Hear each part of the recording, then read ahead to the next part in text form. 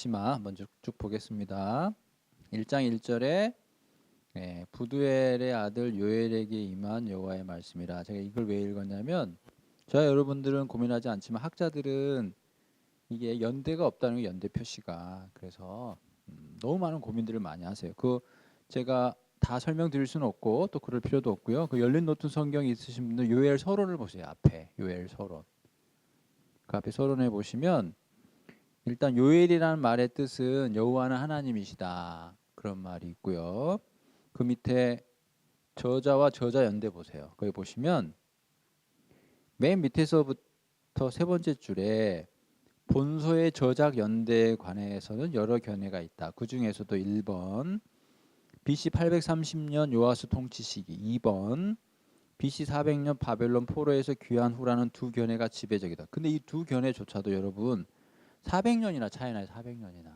그러니까 제가 뭘 말씀드리냐면, 그래서 학자들은 너무나 많은 이 견해들과 연구를 해요. 근데 저와 여러분들은 근데 거기 보세요. 이 두 견해는 나름대로 근거를 가지고 있는 듯하지만 완전한 설명을 해주지는 못한다고 돼 있잖아요. 이렇게 간략하게 돼 있지만 학자들의 얘기를 들어 이렇게 써놓은 책을 보면 너무 많아요.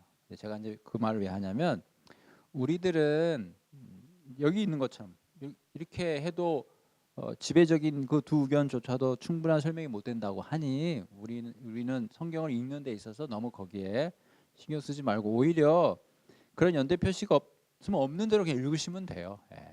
충분히 읽는데 어려움이 없습니다. 오히려 어떤 학자는 그렇게 얘기해요. 이렇게 시대적 언급이 배제된 것은 이 요엘서의 그 메시지가 모든 시대를 향한 선포다, 이런 역발상의 이야기를 하겠는 경우도 있어요. 뭐 그렇게 이해해도 되죠. 그래서 우리는 지금 이 시대에 요엘이 이런 얘기를 하고 있다고 들어도 된다, 이 말이죠. 그래서 제가 1장 1절을 읽은 겁니다. 1장 2절에 늙은 자들아, 이제 늙은 자들란 말은 나이가 많은 사람들인데 지도자들이란 뜻으로 이해하셔도 돼요. 자, 거기 제목을 보세요. 농사를 마친 농부들의 애고. 그래서 1장 좀 2절부터 20절까지는 그 소위 말하는 메뚜기 재앙에 의해서 이제 재해가 일었어요. 그래서 그거를 슬퍼하라는 거죠. 왜 그런 일이 벌어졌다고요? 아까 1장 15절에 여호와의 날이 가까웠다는 거죠. 그러니까 여호와의 날이 이스라엘 백성에게 심판으로 임해서 뭐예요? 그 땅이 기근이 임했다, 황폐화가 됐다, 그런 얘기예요.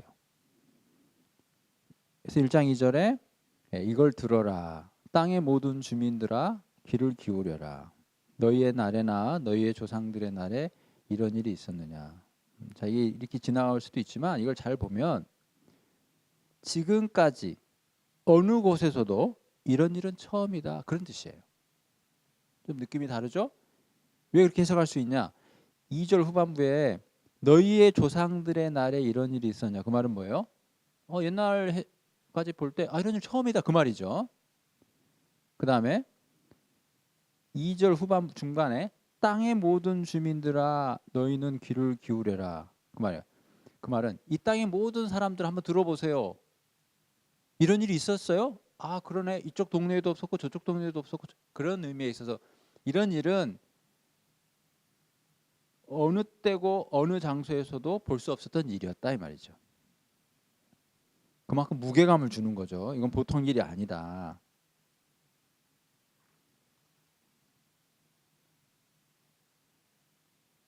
그런 말이에요. 어떤 일이 벌어졌기에 3절에 그래서 너희는 이 일을 너희 자녀에게 말하고 너희 자녀는 자기 자녀에게 말하고 그 자녀는 후세에게 말할 것이라. 왜요? 이게 교훈이니까.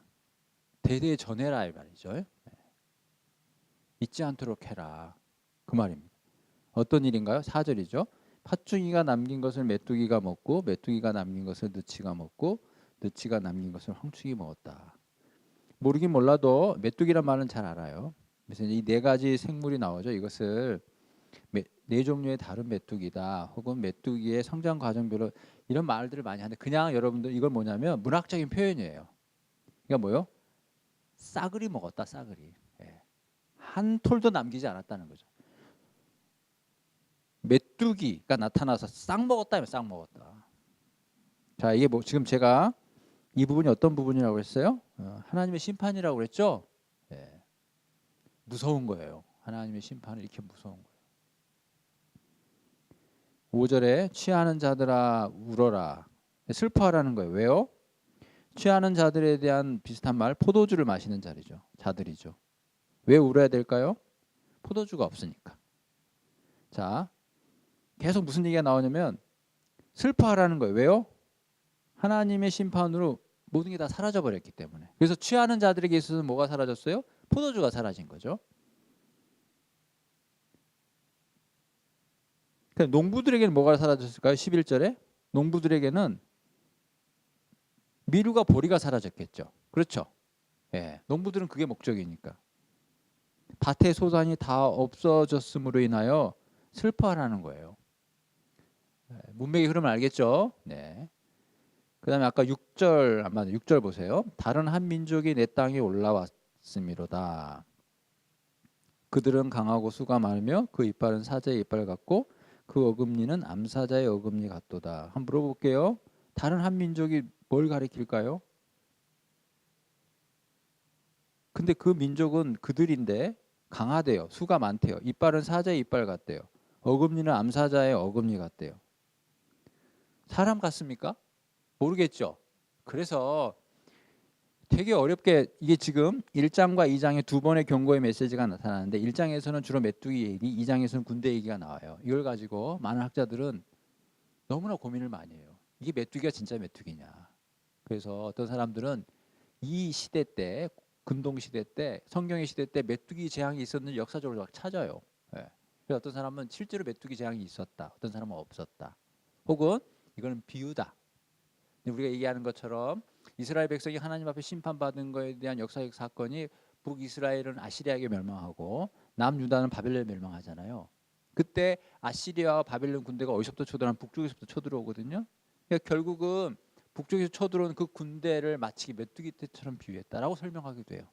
자, 제가 여러분에게 공유하고 싶은 것은 여러분들이 읽을 때 메뚜기 재앙으로 읽어도 돼요. 아, 진짜로 하나님께서 마치 그 출애굽 때 메뚜기 재앙을 줬던 것처럼 이렇게 줄 수도 있겠구나. 혹은 어떤 학자의 비유처럼 말이 메뚜기지 실제로는 인간 군대를 얘기하는 것이다. 침략자.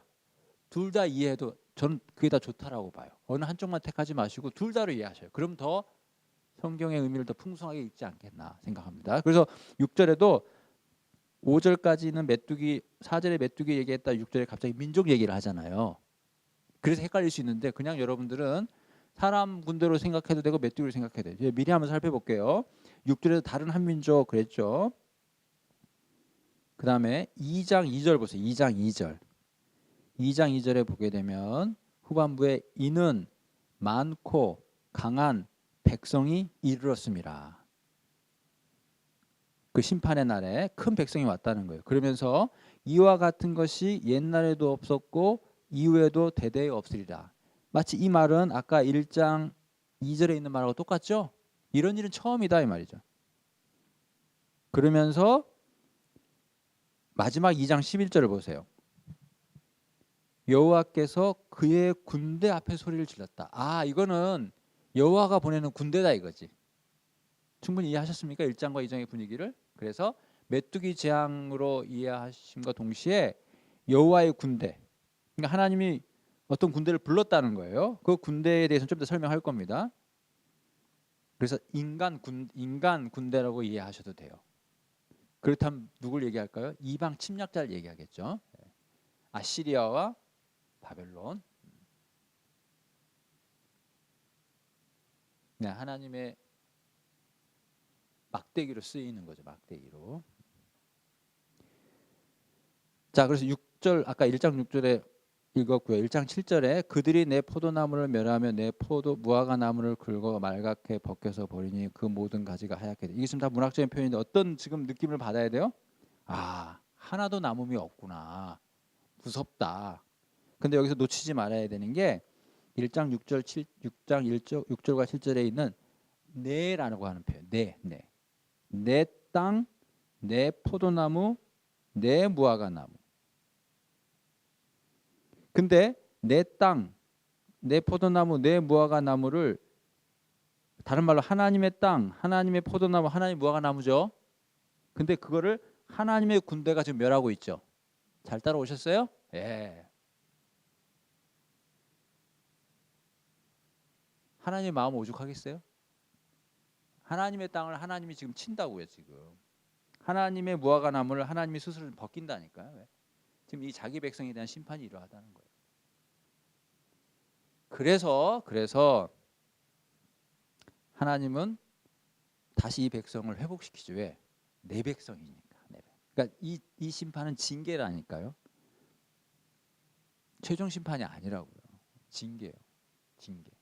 내 땅이지만 하나님이 지금 치시는 거예요. 왜? 잘못하고 있으니까. 그러나 내 땅인 거로 회복시키는 거죠.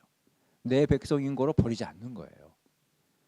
따라서 우리가 로마서 8장에 있는 것처럼 하나님께 부름받은 자들에게 모든 것이 합력하여 선을 이룬다. 이 말씀 얼마나 귀하고 놀라운 말씀인지 몰라요. 우리가 하나님의 자녀가 되었다는 것은 영원토록 하나님의 사랑에서 끊어질 수 없다.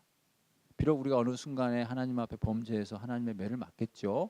그렇지만 내 백성인 됨 고로 그 백성은 하나님이 영원히 버리지 않는다 이 말이에요. 그래서 이 짧은 3장 본문이지만 3장에 가서는 2장 후반부도 아주 풍성하리만큼의 자기 백성에 대한 회복이 선언된다니까요. 왜? 내 백성이니까. 내 백성이니까. 하나님은 내 것을 절대 포기하지 않는다. 하나님은 그럴 거라면 내 것이라 하지 않았다니까요. 처음부터. 예. 에베소서에 있는 것처럼 창세주에 우리를 구별했을 때부터 하나님의 그 뜻은 영원히 간다고요. 그게 하나님의 신실하심이죠. 8절에 너희는 처녀가 어렸을 때 약혼한 자로 말미암아 굵은 배로 동이고 애곡함 같이 할지어다. 이게 무슨 말이에요? 처녀가 슬퍼하라는 거죠. 왜 슬퍼할까요? 약혼한 남자 때문에. 왜 약혼한 남자 뭐 때문에? 약혼을 했는데 자 이들의 배경은 약혼하면 결혼한 거예요. 근데 그 약혼한 남자가 죽었거든요. 그러니까 실제로 살아보지 못하고 죽었다. 이 상황에서 그 정도 슬퍼하라는 거예요. 지금 이 문맥은 무슨 말인지 알겠죠? 너희들은 하나님 앞에 지금 땅을 치고 후회하고 슬퍼해야 된다. 왜? 너희의 범죄 때문에 지금 하나님 심판이 이르렀기 때문에. 그 다음에 제사장들은 9절에 슬퍼해야 돼요. 왜? 제사가 끊어졌기 때문에. 농부들 얘기는 아까 했습니다. 11절에. 8절에도 나타나요. 밭이 황무하고 토지가 마르고 곡식이 떨어져요. 곡식이 없고 새 포도주가 없고 기름이 없어요. 곡식이란 말, 포도주란 말, 기름이란 말 잘 기억하세요. 이게 후반부에 다시 반복됩니다. 12절에도 말랐다는 얘기가 나오죠. 말랐다, 시들었다. 그래서 어떻게 해요? 12절 후반부에 사람의 즐거움도 다 말랐다. 13장의 제사장들에 대한 얘기예요. 제사장들로 하여금 슬피 울으라는 거예요. 제사장들에 대한 다른 표현이 제단에 수종드는 자들이죠. 하나님께 수종드는 자들이죠. 반복이에요. 왜 슬퍼해야 되는가? 제사를 못 지내니까. 소제와 전제가 하나님 앞에 드려지지 못하니까. 하나님의 심판이 임할 때 각계각층의 모든 사람들이 있는 게 다 사라져요. 그 얘기합니다. 그 얘기를 선언하는 거예요. 그럼 어떻게 해야 되는가? 14절에 하나님의 이름을 불러야죠. 금식일을 정하고 성회를 소집해서 여호와께 부르짖어야죠. 그게 최선이거든요. 그날은 여호와의 날이고 멸망같이 전능자에게로부터 이르다. 자 보세요. 이 심판은 누구로부터 왔어요? 하나님께로부터 왔다니까요. 16절부터 20절까지는 다시 반복이에요. 그 심판의 내용. 16절 먹을 것이 없다. 먹을 것이 없다. 기쁨과 즐거움이 다 사라졌다. 17절에 씨는 썩고 창고는 비고 곡간은 무너졌고 곡식은 다 시들었다. 여러분 곡식이 없으니까 가축이 먹을 게 없잖아요. 그러니까 가축이 울부짖고 소떼가 난리가 났어요. 먹을 게 없어서. 이는 꼴이 없습니다. 먹을 게 없다는 거죠. 기도밖에 없죠. 여호와여 19절에 내가 주께 부르짖으오니 모든 것이 사라졌습니다. 20절 들짐승도 헐떡거리고 시내도 다 말랐습니다. 이렇게 1장이 끝나요. 2장도 계속해서 나타납니다. 여호와의 날을 경고하는 메뚜기 때 이렇게 되어 있는데 자 병거의 나팔을 불러라. 왜? 여호와의 날이 임박했다는 거죠. 자, 여호와의 날을 어떻게 표시하냐면 구원의 날, 축복의 날이 아니라 2장 2절에 어둡고 캄캄한 날, 부정적이죠. 짙은 구름이 덮인 날, 새벽빛이 산 꼭대기에 덮인 것 같고 어두운 날이야. 이는 왜 어둡고 캄캄하냐? 하나님의 군대인 많은 백성이 이르렀기 때문에. 아까 설명했죠. 자, 그들이 와서 어떻게 하나 봐요. 3절에 불이 그들의 앞을 사르고 불꽃이 그들의 뒤를 태우고. 뭐야? 앞에는 불이 있고 뒤에는 불꽃이 있어요. 그러면 완전히 다 타버리겠죠. 그리고 그들의 예전의 땅이 에덴 동산 같았다면 지금은 황폐한 들 같다 이거죠. 그걸 피할 자가 없다. 하나님의 심판이 얼마나 무서운지, 그다음에 얼마나 정교한지 4절부터 6절까지는 마치 그 열심히 잘 달리는 마병에 대한 묘사예요. 2장 4절에 말 같고 기병 같다. 5절에 산 꼭대기에서 뛰는 소리는 병거 소리 같다. 강한 군사가 줄을 버리고 싸우는 것 같다. 6절에 그 앞에서 백성들은 질리고 무리의 낯빛이 무서워가지고 하얘졌다. 그 다음에 7절부터 9절까지는 마치 어떤 성을 신속하게 점령하는 그런 군사들의 모습이에요. 한번 봐요. 그들이 용사같이 달리며 무사같이 성을 기어오르며 각기 자기의 길로 나아가되 그 줄을 이탈하지 아니하며. 이게 무슨 말이냐면 용사같이 성을 기어오르는데 일사불란하다는 거예요. 흐트러짐이 없다는 거예요. 그게 바로 뭐예요? 자기의 길로 나아가되 줄을 이탈하지 않는. 너무나 정교하고 너무나 세련되게 지금 뭔가를 하고 있는 모습을 한치의 흐트림도 없다는 거예요. 그걸 좀 표현하는 거예요. 8절에 이렇게 피차에 부딪히지 않고 수많은 군대들이 막 뭔가를 하는데 서로 부딪히지도 않아요. 그 다음에 각기 자기의 길로 나아가면서도 무기를 돌파하고 나아가나 상하지 않는다. 자, 상하지 않는다만 2번 있죠. 2번에 보시면 뭐예요? 끊치지 않는다. 무슨 말이에요? 너무나 정교하다는 거죠. 뭐가? 하나님의 심판이. 그리고 9절에 성중에 뛰어 올라가며 성 위를 달리며 집에 기어오르며 도둑같이 창으로 들어가니 그 앞에서 땅이 진동하며 하늘이 떨며 해와 달이 캄캄하며 별들이 빛을 거두도다. 자, 10절에 있는 표현은 우주적인 심판이죠. 이 본문은 주로 어디서 나타나요? 땅이 진동한다, 하늘이 떤다, 해와 달이 캄캄해. 이것은 마지막 날, 주님이 이 땅 가운데 오시는 날 벌어지는 현상이죠. 예. 하나님의 심판이라는 거죠. 그리고 마지막에 11절에 여호와께서 그의 군대 앞에서 소리를 지르시고 그의 진영은 심히 크고 그의 명령을 따르 행하는 자는 강하니. 아까 지금 모든 거에 대한 묘사가 그의 군대들의 모습이잖아요. 맞지 않습니까? 그의 명령을 행하는 자는 강하잖아요. 여호와의 날이 심히 두렵다. 당할 자가 누구겠느냐. 이렇게. 그러고 난 다음에 아까 봤던 2장 12절에 돌아오라고 이제라도. 14절까지는 제가 다 읽었죠. 15절에 너희는 시온에서 나팔을 불어 거룩한 금식일을 정하고 성회를 소집하라. 지금 회개의 문맥입니다. 그런 다음에 어떻게 해야 돼요? 16절에 백성을 모아야죠. 그 모임을 거룩하게 하고 장로들을 모으고 어린이와 젖먹는 자를 모으고 신랑을 그 방에서 나오게 한다는 뭐예요? 신랑을 모으고 신부도 그 방에서 나온다는 거, 신부를 모으고. 이게 다 무슨 말일까요? 지금 자, 신랑 신부, 그다음에 어린이 젖먹는 자, 이 표현이 왜 등장했을까요? 다른 사람은 물론 이러냐. 얼마나 심각하면 보통 애들을 뭐하러 데리고 가. 무슨 말인지 알겠죠? 그리고 결혼한 사람은 결혼하고 있는데 뭘, 그게 아니라는 거예요. 지금 그런 상황이 아니다. 지금 결혼해서 나는 신랑입니다, 신부입니다, 이걸 주장할 수 있는 상황에 애가 철없는 애가 무슨 도움이 돼, 이런 얘기가 아니라 다 모여야 된다. 다 모여. 왜냐? 너무나 심각하니까. 그걸 지금 표현하고 있어요. 다 모여야 된다. 왜? 하나님의 심판이 있으니까. 그리고 17절에 여호와를 섬기는 제사장들은 낭실과 제단 사이에서 울며 이르기를 여호와여 주의 백성을 불쌍히 여기소서 주의 기업을 욕되게 하여 나라들로 그들을 관할하지 못하게 하옵소서. 그러니까 이방 민족이 하나님의 백성을 침범해서 하나님의 이름을 욕되게 하는 그 얘기를 하는 거죠. 그런 일이 없도록 해달라는 거예요. 어찌하여 이방인으로 그들의 하나님이 어디 이들이 만약에 하나님의 백성을 멸망시키면 그러겠죠. 근데 우리가 흔히 얘기하는 건 시온 불가침서 절대 예루살렘을 명하지 않는다. 왜? 거기 하나님이 있으니까. 그런데 망했잖아요. 그러니까 이스라엘 백성은 황당했지만 이방 민족은 뭐예요? 하나님이 없구나. 하나님이 없으니까 니네가 망했지. 이렇게 조롱을 할 거라는 거지. 그래서 그런 일이 있지 말아달라고 설명을 하는 거예요. 이렇게 하나님 앞에 기도하라는 거예요. 심판 앞에서 할 수 있는 것은 기도밖에 없다니까요. 거기서 낭실과 제단 사이란 말, 그것은 성전에서 성전 입구에서 번제단 사이를 얘기해요.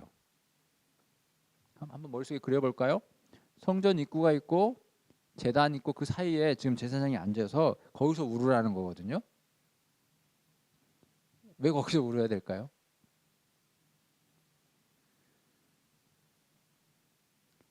성전 입구에서 제단 사이, 그게 낭실과 제단 사이인데 어떻게 보면 그 사이에 지금 앉아서 우는 건데 결국 뭐예요?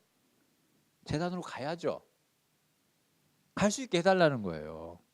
거기서 우는 거예요. 근데 지금 못 가는 거죠. 아까 뭐라고 그랬어요? 소제를 못 드리고 번제를 못 드리는 거예요. 하나님 심판 때문에. 그 자리에 지금 한탄. 우리가 지금 제단 앞으로 갈 수 있게 해달라 이거죠. 그 자리에 앉아 좀 우는 거라니까요. 또 하나의 또 의미는 제가 아까 요엘서에는 왜 하나님의 심판이 임했는지 그 죄에 대해서 표기되지 않았다고 그랬죠. 그러나 우리는 다른 성경을 통해서 이스라엘의 범죄는 크게 두 가지, 우상 숭배, 그다음에 사회적 불의라고 그랬죠.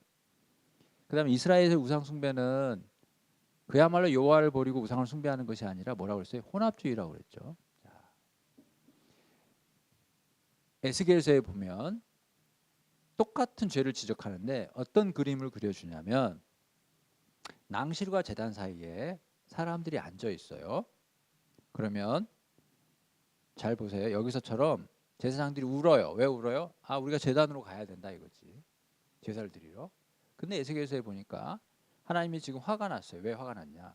낭실과 제단 사이에 앉아서 그들이 의도적으로 등을 돌렸다 이 말이에요. 어디에 등을 졌어요? 제단을 등을 졌다니까요. 그 어디를 향해요? 세상을 향해 있는 거죠. 이게 혼합주의예요. 성전에 들어오지 않는 게 아니고 들어와서 제단을 향하지 않고 세상을 향하는 거. 이게 혼합주의라니까요. 제가 또 아까 말씀드렸죠. 우리가 교회를 다니는데 우리가 바라는 건 하나님의 나라와 하나님의 의가 아니고 내 욕심, 세상의 정욕이다 이 말이에요. 그게 낭실과 제단 사이에 앉아서 등을 돌리는 사람이다니까요. 여러분 그게 우상숭배, 그게 우상숭배. 제가 아까 회개를 강조했습니다만은 회개에 합당한 열매는 저와 여러분의 삶의 목표가 하나님의 나라와 하나님의 뜻에 가 있어야 돼요. 여러분 마태복음 6장에 있는 것처럼 너희는 먼저 그의 나라와 그의 의를 구하라 이 말씀을 일부 특심 있는 하나님의 신자들에 해당된 얘기라고 절대 생각하지 마세요. 목회자나 선교사들에게만 주는 말씀이라고 절대 생각하지 마세요. 이거는 하나님의 자녀들, 예수님이 제자들에게 주신 말씀이라니까요. 저와 여러분에게 주신 말씀이에요. 에이, 다 그렇게 살 수 있나? 성도들 그렇게 생각하는 사람 많을걸요? 어떻게 믿음대로 살아? 일주일에 한 번씩 교회 오고 11조만 내면 됐지. 여러분 그건 속는 거예요. 속는 거. 아니라 그건 회개에 합당한 열매가 없는 거예요. 그건 아직도 회개하지 않은 사람이라니까. 회개는요.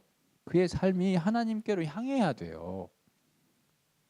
그의 삶의 목표가 하나님의 나라여야 되고 하나님의 뜻이어야 돼요. 그건 저도 늘 긴장하는 부분이라니까요. 아, 내가 진짜 하나님의 나라와 뜻을 구하며 살고 있는가. 저도 늘 긴장하면서 돌아봐요. 여러분들도 제가 권하는 저와 여러분 이 부분을 정말 조심하셔야 해요. 우리가 하나님의 나라와 하나님을 구하기 위해서 여러분 많은 노력을 하셔야 된다. 이게 그렇게 되지 않아요.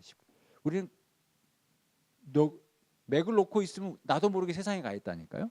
나의 마음이 나의 몸이 내가 정신을 안 차리면 어느덧 세상에서 휩쓸려 있어요. 왜? 세상 속에 살고 있으니까. 여러분 물길을 헤엄쳐 올라가는 고기 보신 적 있어요? 죽기 살기로 올라가잖아요. 가만히 있으면 떠내려갑니다. 가만히 있으면. 뭔가 열심히 노력하지 않으면 세상 속에서 하나님의 뜻을 찾을 수가 없어요. 그 열심 속에는 당연히 기도도 포함되죠. 그 열심 속에는 하나님의 말씀에 대한 묵상도 당연히 포함되죠. 말씀과 기도 없이 그 뜻을 어떻게 찾겠습니까? 그런 겁니다. 자, 18절에 그때란 말 아까 중요한 그 요엘서의 중심점이라고 그랬죠. 자, 그럼 이제 문맥을 한번 살펴볼까요? 아까 제가 그때가 언제냐라고 설명을 못 드렸어요. 자, 그러면 여기서의 그때는 언제일까요? 그때 여호와께서 자기의 딸을 극진히 사랑하시오. 그럼 그때가 언제일까요? 이 문맥에서 본다면 이제라도 마음을 다하여 하나님께로 돌이킬 때, 그렇게 돌이키겠노라고 하나님 앞에 다짐하며 기도할 때, 모든 백성을 모아 거룩하게 하고 하나님의 이름을 부를 때, 그때 하나님께서 자기의 백성을 사랑하신다. 아까 누가 알겠느냐 했지만 사실 이 본문에서는 하나님께서 응답해 주신 거예요. 예. 그렇지만 그건 누가 알겠느냐 이 말이에요. 하나님의 주권이다. 그래서 당연한 은혜라는 건 없어요. 우리는 또 얘기합니다.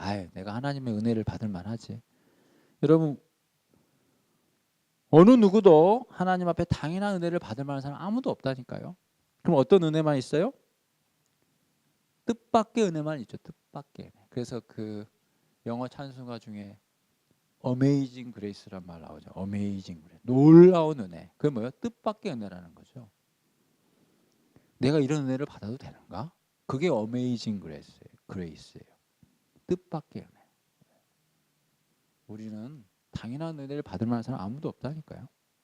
설령 우리의 회개를 통해서 하나님께서 은혜를 부어주신다 해도 그거는 뜻밖의 은혜다.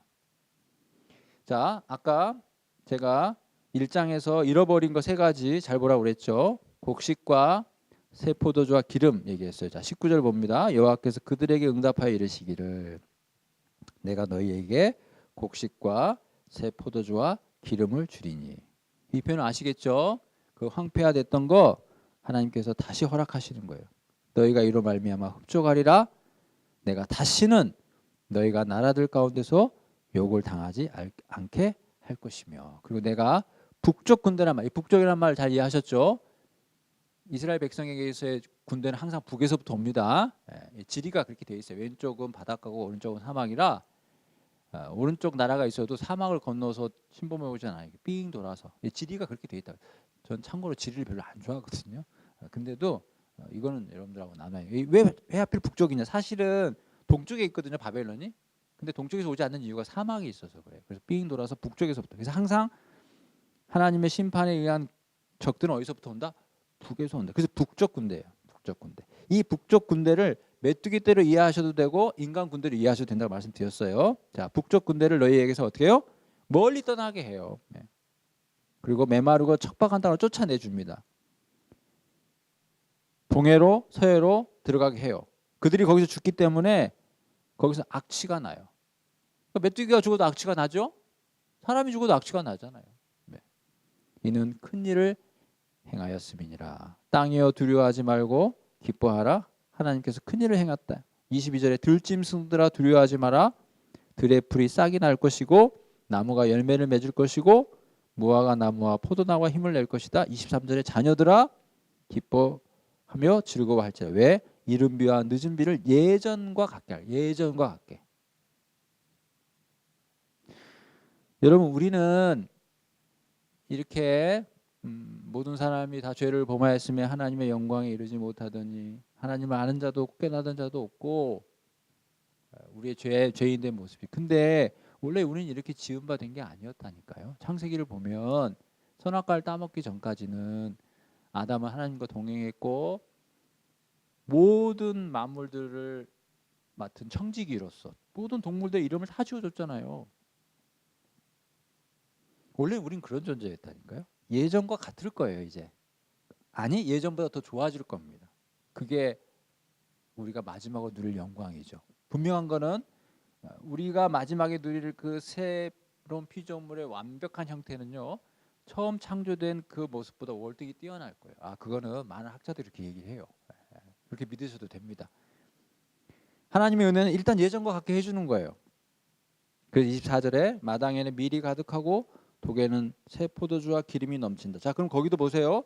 새 포도주와 기름이 나왔죠. 그럼 곡식은 어디 있나요? 밀이 곡식이잖아요. 그러니까 곡식, 새 포도주, 기름은 대표적인 땅에 나온 산물을 얘기하는 거예요. 그들에게 있어서. 사소한 것일 수도 있지만 21절, 22절, 23절은 점층법이에요. 왜 점층법일까요? 21절은 땅에게 얘기하는 거예요. 땅은 무생물이요. 22절은 들짐승이에요. 들짐승은 생물이요. 23절에 자녀든 사람이기 때문에 그러니까 무생물에서 생물로, 생물에서 인간으로 점층적인 거죠. 그러면서 모든 만물들이 두려워할 게 없다. 이제는 기뻐하라 이거예요. 기뻐하라. 왜? 하나님께서 큰 일을 행하셨기 때문에. 사람도 이날을 고대하는 거죠. 이제 저와 여러분이 이제 제가 얘기하는 걸 잘 믿었다면 주님이 오시는 그날 내가 신령한 몸을 입겠구나. 그러면 그날을 소망하는 거겠죠. 예. 뿐만 아니라 로마서에 보니까 그날을 또 누가 소망한다고요? 예. 피조물들이 그날을 소망하는 여기 나오죠. 땅이요, 들짐승들이요, 기뻐하라 이거죠. 왜? 여호와께서 큰 일을 행하셨기 때문에. 같은 메시지예요. 주님이 오시는 그날을 누가 대망하느냐? 저와 여러분 당연하죠. 그러나 만물들도 주님이 오실 걸 기대해요. 자, 그래서 이게 여담일 수 있는데 제가 오다가 오늘 장미꽃을 봤어요. 저도 뭐 자주 가보진 않았지만 그랜드 캐니언 한 2번 가봤네요. 웅장하죠. 웅장하죠. 또 그런 웅장함을 보면서 놀랍지만 또 가까운 일본 같은 데 가면 그 아기자기하면 또 놀라요. 어떻게 저렇게 갖고 났을까? 물론 자연의 아름다움이죠. 여러분 우리는 이런 자연을 보면서 놀래죠. 저는 그랜드 캐니언 옆에서 우는 사람 봤어요. 너무 왜 우시냐고 그랬더니 너무 장엄해서 울컥했다고 그러더라고요. 참 저렇게 자연을 보고 그래서 이제 너무 희한한 자연을 보면은 이제 사람들 가운데 거기에 신이 깃들어 있지 않냐 이런 생각들을 많이 하죠. 기암 절벽 같은 걸 본다든지. 제가 이제 무슨 말을 하냐면 여러분 지금도 우리가 정말 하나님의 자연을 보면 놀라죠. 그 자연의 경이로움에 놀라죠. 어떻게 저렇게 될 수 있겠는가. 근데요. 그 자연이 탄식하고 있다니까요. 무슨 말이냐. 자연이 말을 안 해서 그렇지. 제가 그랜드 캐니언을 보면서 제가 놀래요. 너무 대단하구나. 근데 그랜드 캐니언이 말을 할 수 있다면 저한테 그럴 거예요. 옆에서 울고 있는 사모님이셨는데 주 하나님 지으신 모든 세계 찬송하면서 우시더라고. 제가 충분히 이해해요. 왜냐하면 너무 이게 장엄하니까. 근데 그랜드 캐니언이 만약에 말을 할 수 있다면 그럴 거예요. 뭘 그렇게 우세요? 나는 지금 불만투성인데 원래 저는 이런 모습이 아니었어요. 그렇게 얘기했을 거예요. 그랜드 캐니언이. 무슨 말씀인지 아시겠어요? 네. 우리는 상상할 수는 없죠. 우리는 지금 위대하다고 하는 그 자연이 원래 이런 모습이 아니었어요. 그래서 이 자연조차도 주님이 오시길 기다린다니까. 그날이 오게 되면 원래 자연으로 돌아갈 거라는 거지. 그러니까 하나님이 처음 지으신 그 창조의 놀라운 자연은 이거보다 더 월등했다는 거예요. 근데 우리는 그런 탄식하는 자연을 보면서도 놀래. 제가 드리고 싶은 말씀은 이거예요. 근데 그 자연은 우리의 원래 모습은 이게 아니었어요 라고 얘기했을 거라는 거죠. 제가 무슨 말을 얘기할까요? 그처럼 우리가 상상할 수 없는 그런 원래 하나님의 그 창조의 아름다움이 있다는 거죠. 자연도 물론이고 저와 여러분도 마찬가지. 우리는 상상할 수 없어요. 우리가 입게 될 그 신령한 몸이라고 하는 것은 상상을 못한다니까요. 우리가 성경에서 주님이 오시는 그날 너희들도 주님의 영광에 동참할 거라고 했을 때 우리는 그걸 상상할 수는 없어요. 그러나 모르긴 몰라도 그게 엄청날 거라는 거예요. 그걸 제가 자연을 빗대서 설명하는 거예요. 왜냐하면 조금은 이해되거든요. 자연이 놀랐거든요. 근데 그 자연은 그래요. 이거 원래 우리 이런 모습이 아니에요. 우리는 원래 더했어요. 그 말을 한다니까요. 21절부터 23절까지가 점층적인 구조다. 그다음에 이제 25절에 자 이렇게 써 있어요. 이 내가 누구면 하나님이죠. 전에 너희에게 보낸 큰 군대. 다른 말로 메뚜기 때. 그래서 메뚜기, 느치, 황충이, 팥중이. 아까 1장에서 거론됐던 그 네 종류라고 할지 뭐 어쨌든 그 네 번의 메뚜기 예비 또 나오죠. 그걸 누가 보냈다고요? 하나님이 보냈다고요. 근데 그 그 메뚜기 떼를 뭐라고 그래요? 군대라고 그랬잖아요. 그러니까 또 얘기합니다. 이것을 진짜 메뚜기로 이해하셔도 되고 침략군으로 이해하셔도 다 괜찮아요. 예. 그러나 중요한 건 뭐냐? 놓치지 말아야 되는 것은 그걸 누가 보냈다? 하나님이 보냈다. 어디에?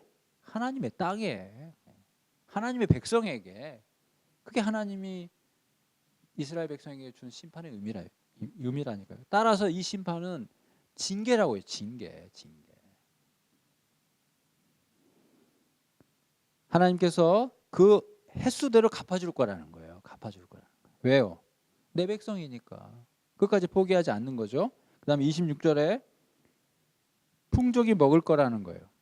그리고 하나님의 이름을 찬송할 것이고 영원히 수치를 당하지 않을 거예요. 27절 후반부에도 백성이 영원히 수치를 당하지 않을 거예요. 저와 여러분이 영원히 수치를 당하지 않을 겁니다. 왜요? 하나님께서 놀라운 일을 행하셨기 때문에. 왜요? 27절에 하나님이 우리 가운데 거하시기 때문에. 하나님이 우리와 함께 하신다니까요. 임마누엘.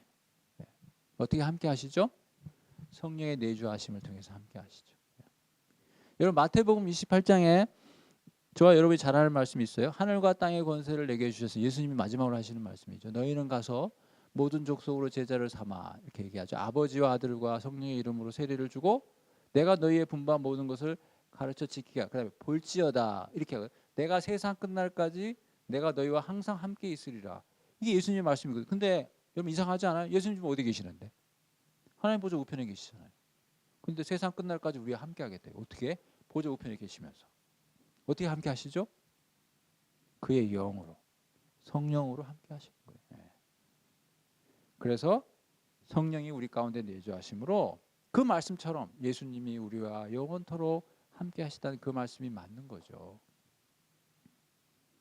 따라서 우리는 그 언젠가 하나님 앞에 쓰게 될 때 혹은 주님이 이 땅 가운데 다시 오셔서 이 세상 만물을 심판하실 때 우리는 뭐예요? 수치를 당하지 않아요. 왜요? 하나님이 우리 가운데 거하시기 때문이죠. 그러면서 28절에 그 후에 그랬어요. 그 후에. 그럼 이 그 후가 언제일까요? 내가 내 영을 만민에게 부어주리니 너희 자녀들이 장래일을 말할 것이며 너희 늙은이는 꿈을 꾸며 너희 젊은이는 이상을 볼 것이며 그때 내가 또 내 영을 남종과 여종에게 부어줄 것이다. 28절과 29절은 하나님께서 우리에게 영을 부어주신다. 근데 그때가 언제냐? 그 후에다. 이 그 후에란 말은 미래의 어느 날을 가리켜요. 미래에 일어날 일을 말하기 위한 도입부죠. 앞에 27절을 받는 그 후가 아니고 언젠가. 그래서 그날을 사도행전 2장에서 베드로를 뭐라고 표현하냐면 종말이라고 표현을 해요. 그러니까 여기서는 그 후가 모호했죠. 근데 사도행전에 보면 베드로가 이 본문을 그대로 끌고 오면서 그 후에라는 그 자리에 종말이란 말을 써요. 그래서 우리는 알 수 있어요. 이것은 종말에 벌어질 일이구나. 요엘이 그 후에란 말을 쓴 것은 종말을 얘기해요. 종말에. 그날이 언제인지 모르지만 종말이라고 하는 그 날에 하나님께서 영을 부어주신다는 거지. 누구에게? 자녀들에게. 아들과 딸이죠. 누구에게? 늙은이와 젊은이에게. 또 누구에게? 종에게. 첫 번째 볼 것은 이 영이 부어짐으로써 어떤 일이 벌어지는가. 장래일을 말한다는 거예요. 예언한다는 거죠. 꿈을 꾼다는 거예요. 그다음에 이상을 본다는 겁니다. 이게 뭘 의미할까요? 예언을 한다는 말, 꿈을 꾼다는 말, 환상을 본다는 말은 구약시대 때 하나님의 계시를 받는 수단을 얘기해요. 이런 방법들을 통해서 선지자들이 혹은 왕이 하나님의 계시를 받았어요. 그런데 지금 어떤 일이 벌어져요? 하나님의 영이 부어지게 되면 직접 이런 일들을 경험하게 될 거라는 거예요. 따라서 종말에 하나님의 영이 자기 백성들에게 부어지는데 그런 일이 벌어지게 되면 이제 구약에서처럼 하나님의 계시를 받는 것이 아니라 다른 말로 선지자를 통해서 계시를 받는 것이 아니라 하나님의 자녀라면 그 모두가 다 직접 하나님의 계시를 받을 수 있다 이 말이에요. 이게 너무나 중요한 말이에요. 자, 여기서 오해하지 말아야 될 거. 아, 그러면 우리가 지금 하나님의 영을 받았으면 새로운 계시가 있나? 그 얘기를 하는 게 아니죠. 계시는 완성이 되었어요. 예, 특별 계시로서 성경은 완성되었습니다. 계시를 받는다면 뭐냐? 이 하나님의 계시를 해석하는 거죠.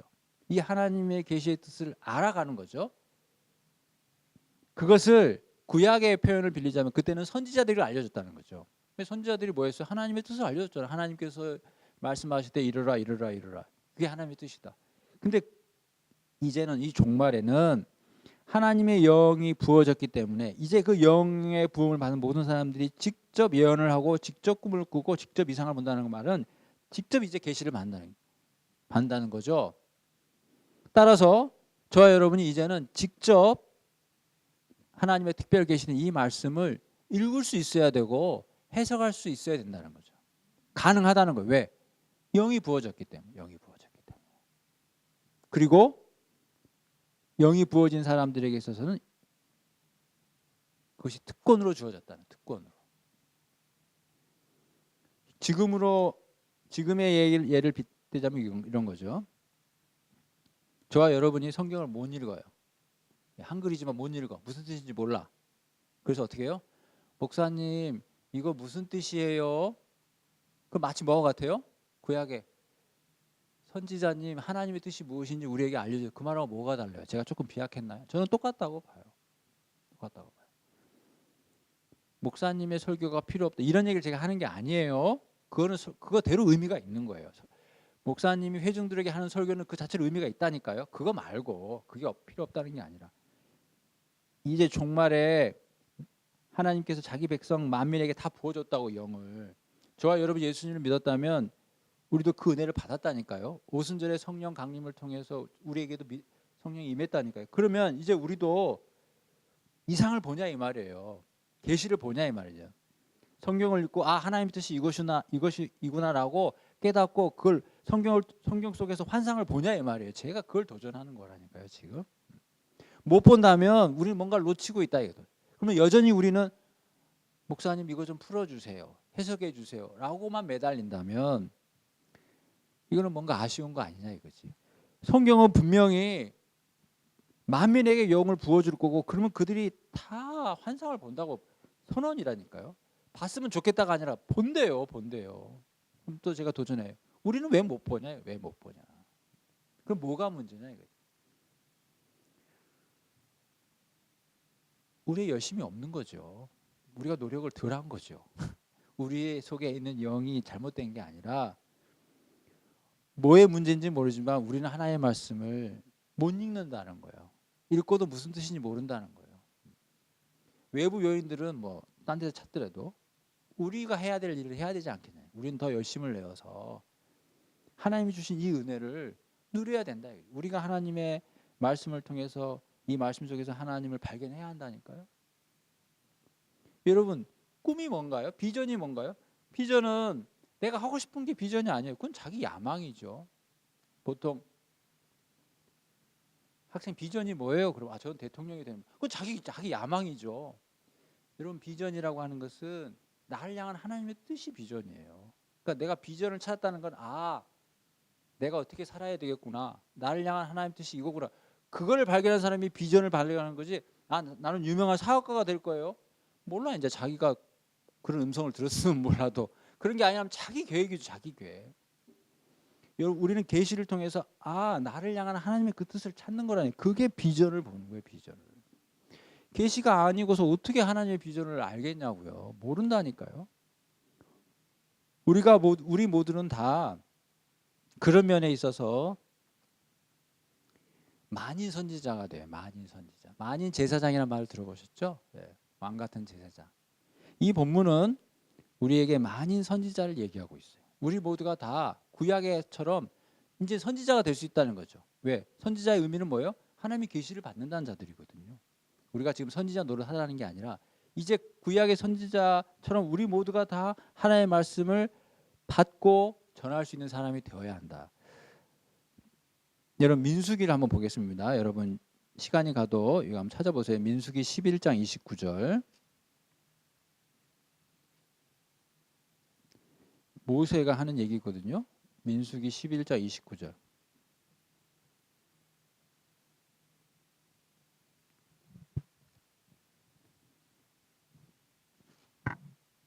구약 214페이지.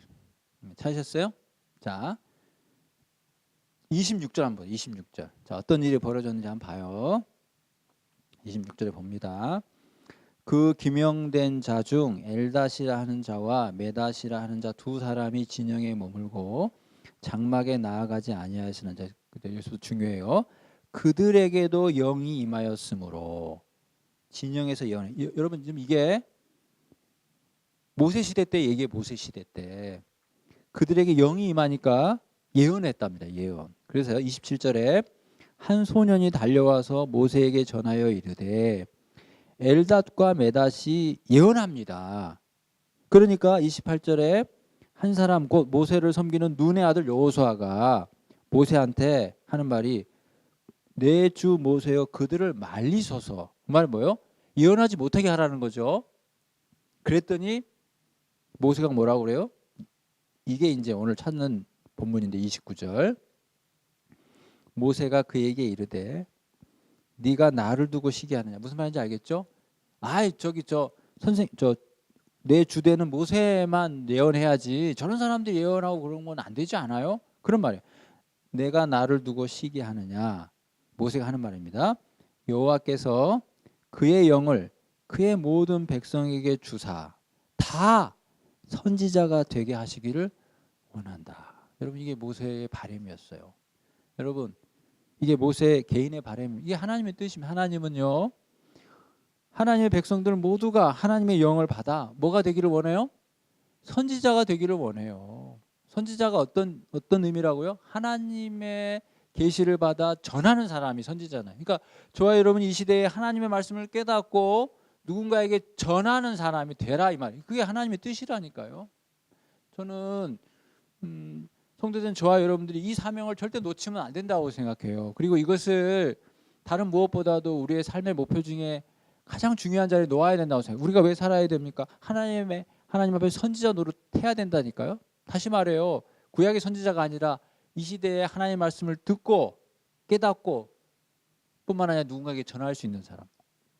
여러분 잘 아는 말씀 고린도전서 1장 12절의 말씀. 여호와께서 전도에 미련한 것으로 믿는 자들을 구원하시길 기뻐하신다. 그 전도에 미련한 것이라는 게 뭐예요? 하나님의 말씀을 전하는 것이고 조금 더 확대한다면 하나님의 말씀을 설교하는 거예요. 여러분 누군가에게 하나님의 말씀을 전하는 게 쉬워요? 예수 믿고 구원받으세요. 이 말은 쉽지만 예수가 누군데요? 왜 예수가 아니면 구원의 방도가 없는데 물었을 때 그걸 조곤조곤 대답할 수 있겠어요? 성경 본문을 들어가면서 그거 할 수 있어야 돼. 그거 하라고 다시 요엘서로 돌아와요. 그날에 종말에 하나님께서 우리에게 영을 부으셨다 이 말이에요.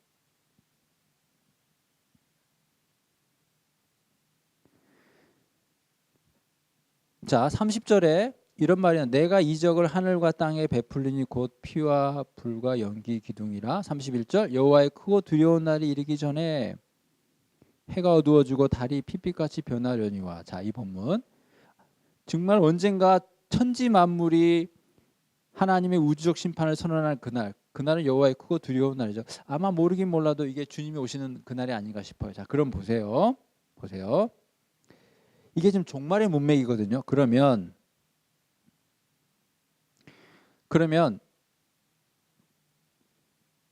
이 앞에 종말에 내 영을 부어준 것은 이게 언제 실현이 됩니까? 사도행전 2장에 보게 되면 오순절날 이런 일이 벌어지죠. 근데 그때가 종말이에요. 근데 여호와의 크고 두려운 날, 해가 어두워지고 달이 핏빛같이 변화, 이런 일은 아마도 예수님이 오시는 재림의 날이겠죠. 그럼 보세요. 그럼 종말은 어느 때를 가리키는 걸까요? 제가 드리는 질문은 그거예요.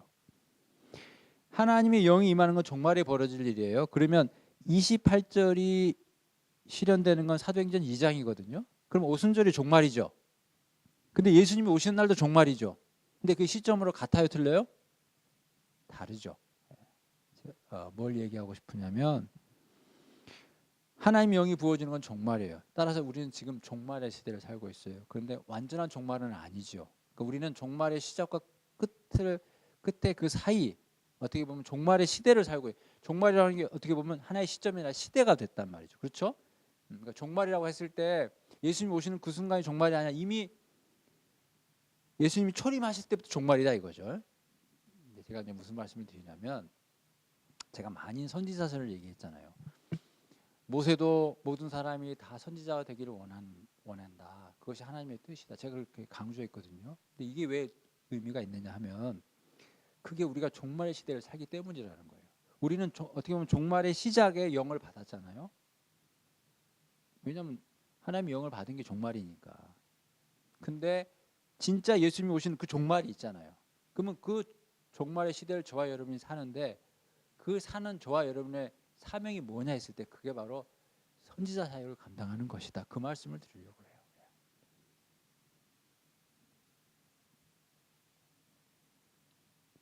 32절에 누구든지 여호와의 이름을 부르는 자는 구원을 얻으리니 이는 나 여호와의 말대로 예루살렘에 피할 자가 있는데 그건 남은 자다. 자, 구원을 받는 자는 여호와의 이름을 부르는 자예요. 자, 여호와의 이름을 부르는 자는 다른 말로 남은 자예요. 남은 자. 또 다른 말로 얘기하면 여호와의 부름을 받은 자라 할 수 있어요. 자, 32절에 여호와의 이름을 부르는 자, 남은 자, 여호와의 부름을 받을 자. 여러분, 누가 여호와의 이름을 부를 수 있나요?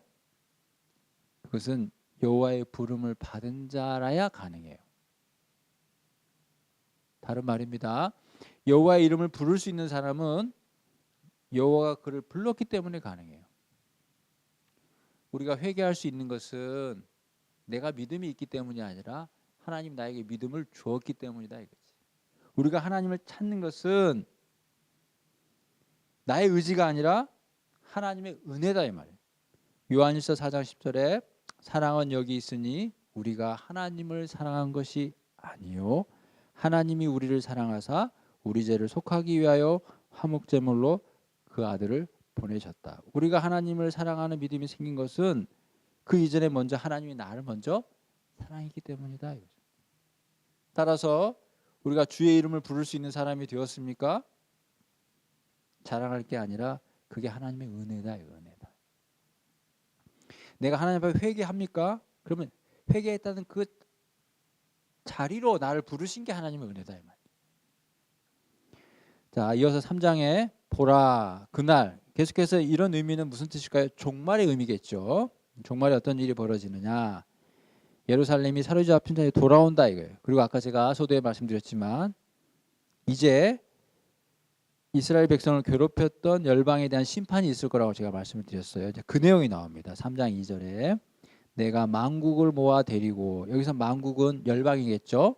대적자입니다. 대적자를 얘기하는 거예요. 하나님의 성민을 얘기하는 게 아닙니다. 여호사밧 골짜기에 내려갈 것이다. 자, 여호사밧 골짜기 그 왼쪽에 보세요. 여호사밧 골짜기 대놓고 무슨 뜻입니까? 심판의 골짜기란 뜻이다. 옆에 써 이렇게 풀이 되어 있는 성경에 보시면 여호사밧 골짜기는 심판의 골짜기란 뜻이다. 그러니까 하나님께서 만물을 모아들이고 만국을 모아들이고 심판의 골짜기로 내려가는 거예요. 그러나 그다음 보세요. 내 백성 곧 내 기업인 이스라엘을 위하여 거기서 신문하리니. 여기서 뭘 보셔야 돼요? 왜 만국을 심판합니까? 누굴 위해서? 내 백성, 내 기업. 아까 서두에 내 땅과 내 포도나무와 내 무화과 나무라고 그랬죠? 예. 내 백성, 내 백성이기 때문에 내 백성.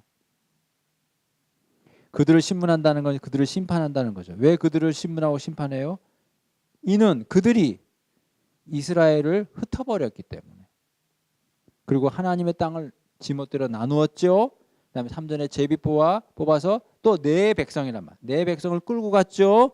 그다음에 소년을 기생과 바꾸고 소년을 술과 바꾸어 마셨어요. 하나님 화가 나요, 안 나요?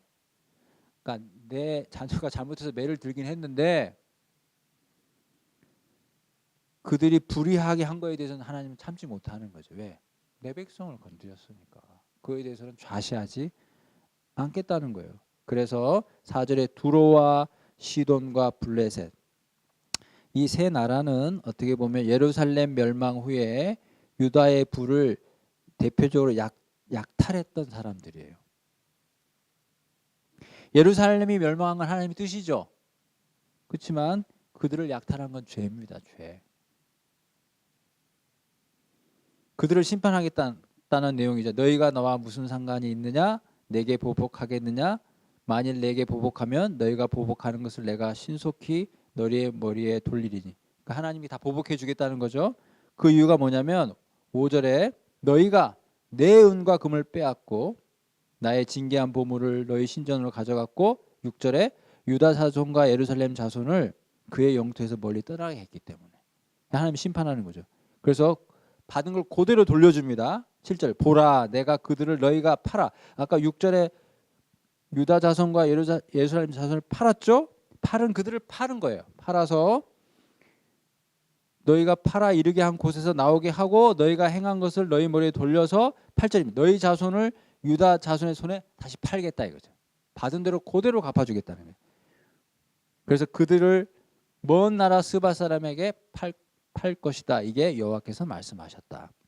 계속적인 반복이에요. 9절에 그들을 심판하는데 전쟁의 모티브로 심판하는 거예요. 모든 민족에게 선포하기를 전쟁을 준비하라는 거죠. 너희는 전쟁을 준비하고 여기서 너희는 누구냐면 아까 보셨던 3장 2절의 만국이에요. 여기는 너희는 하나님 백성이 아닙니다. 제가 이제 왜 이런 얘기를 하냐면 여러분 읽어보시면 이게 가끔 누구를 가리키는지 헷갈릴 때가 있어요.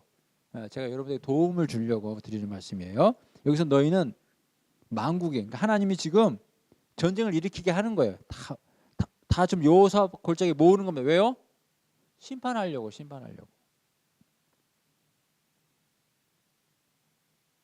너희는 전쟁을 준비하고 용사를 격려해라. 뭐예요? 하나님 부추기죠 지금. 이 너희는 만국이라고 그랬어요. 그 다음에 10절에 보습을 쳐서 칼을 만들고 낫을 쳐서 창을 만들어. 그 다음에 약한 자도 이르기를 강하다. 뭐예요? 할 수 있어. 이렇게 부추기는 거예요. 너희들 할 수 있어. 근데 이 대목에서 하나님이 할 수 있어 그들을 어떻게 보면 모아서 지금 여호사밧 골짜기로 모으게 하는데 잘 봐요. 우리가 볼 땐 너무 무서워. 네. 우리가 볼 땐 무서워. 하나님께서 그렇게 역사하시는데 그게 안 보이기 때문에 우리는 너무 무서워. 우리가 보이는 거는 그들이 떼거리로 몰려있는 게 보인다니까요. 너무 무서워. 사실은 그거 하나님 다 모으게 한 거거든요. 하나님 왜 모았을까요? 여호사밧 골짜기에? 한 방에 심판하려고. 근데 우리는 그걸 모르기 때문에 무서워.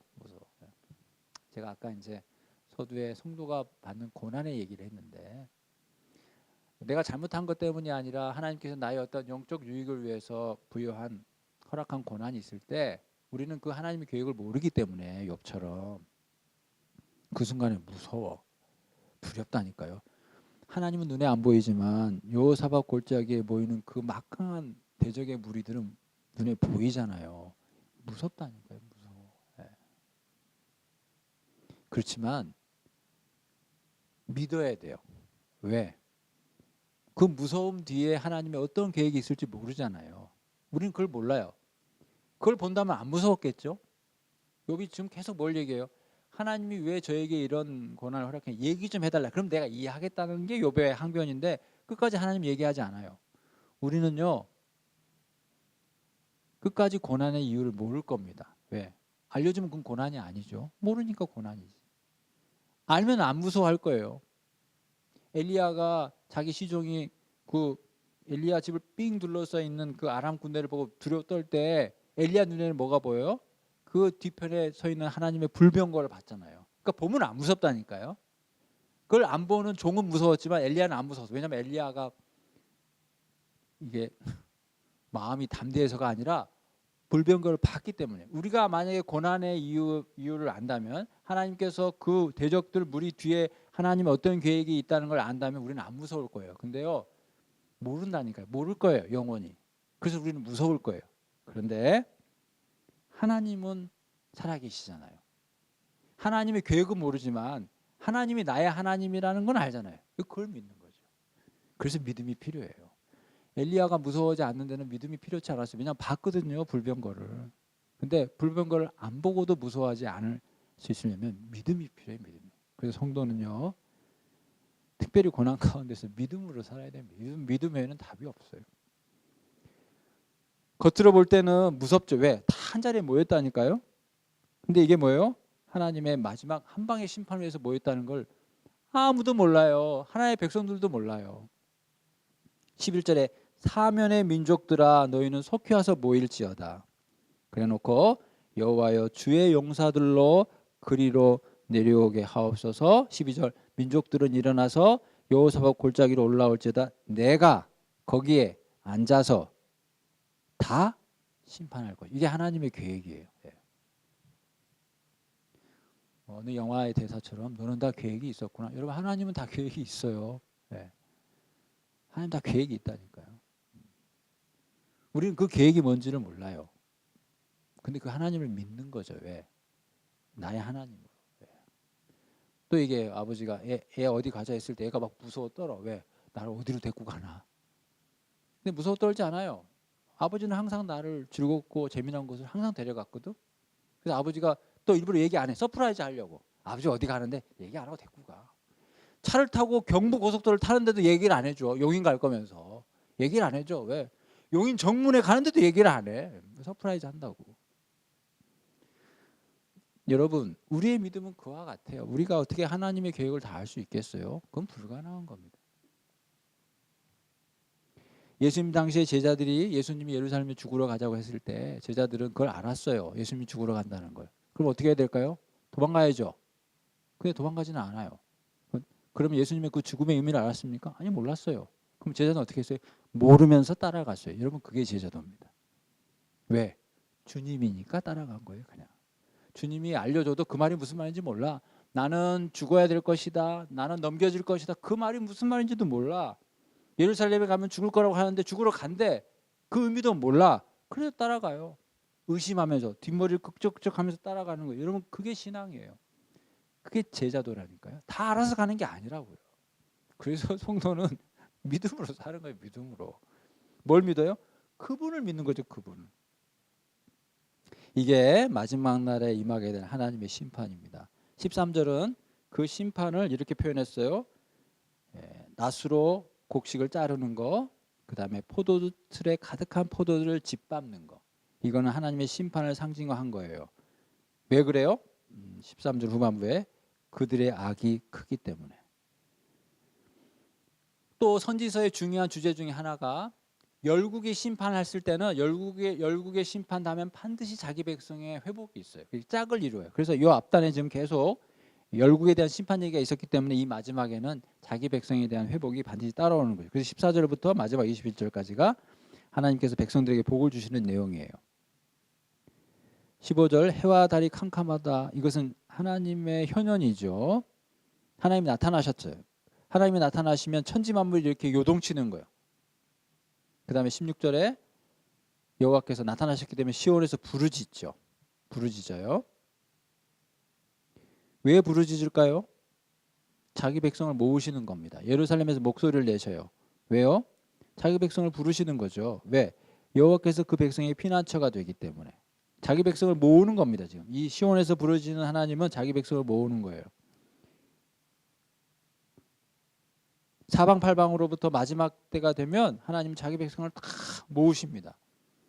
17절 그런즉 너희가 나는 내 성산 시온에 사는 너희 하나님 여호와인 줄 알 것이라. 그때 되면 하나님이 누군지를 다 알 거라는 거예요.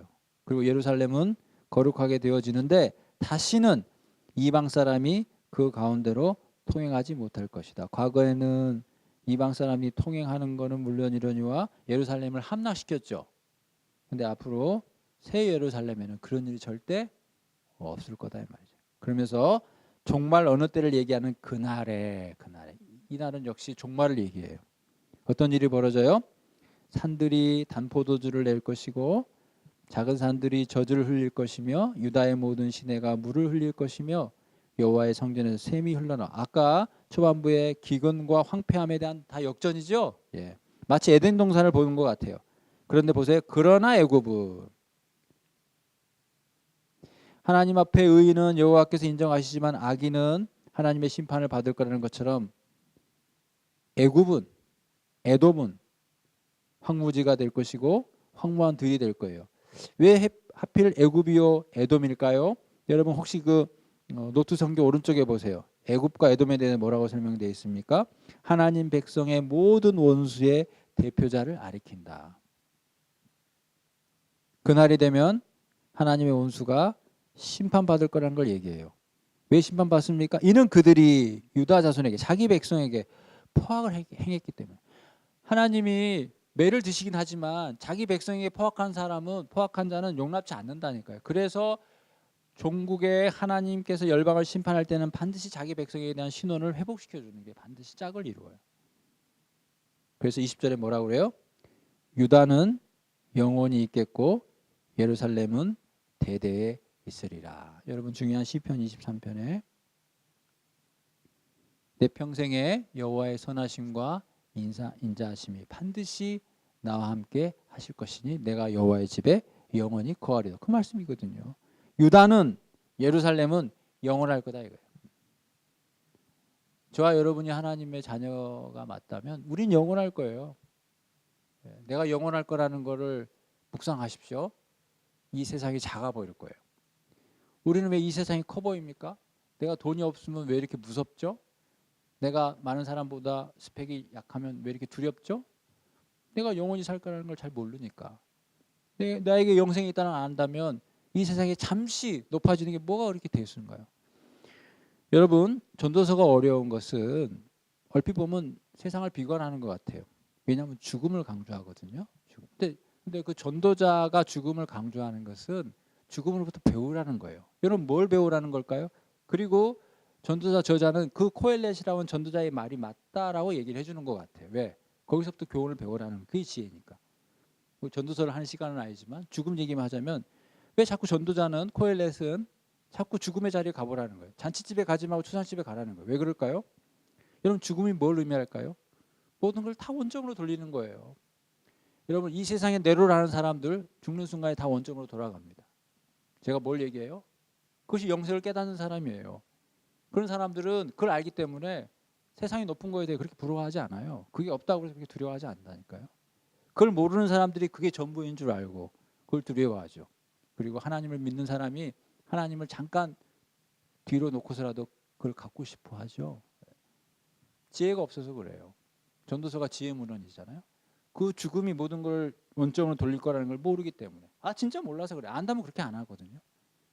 근데 그걸 모르기 때문에 그게 전부인 줄 알고 거기에 고개를 숙이고 그게 없을 때 두려워하죠. 여러분 누가 영원합니까? 하나님이 영원하죠. 뭐가 영원합니까? 하나님의 말씀이 영원하죠. 그리고 뭐가 영원합니까? 그 하나님의 말씀이 새겨진 자, 그 사람이 영원하죠. 저와 여러분 마음 가운데 하나님의 말씀이 새겨져 있다면 우리는 영원할 거예요. 분명히 영원할 거예요. 유다가 영원할 것이고 예루살렘이 영원할 거예요. 우리가 영원할 거라니까요. 물론 그 영혼의 속에서 지금의 몸은 아니겠죠. 영원할 거예요. 우린 더 이상 죽지 않을 겁니다. 한 번은 죽겠지만 다시 살아날 거예요.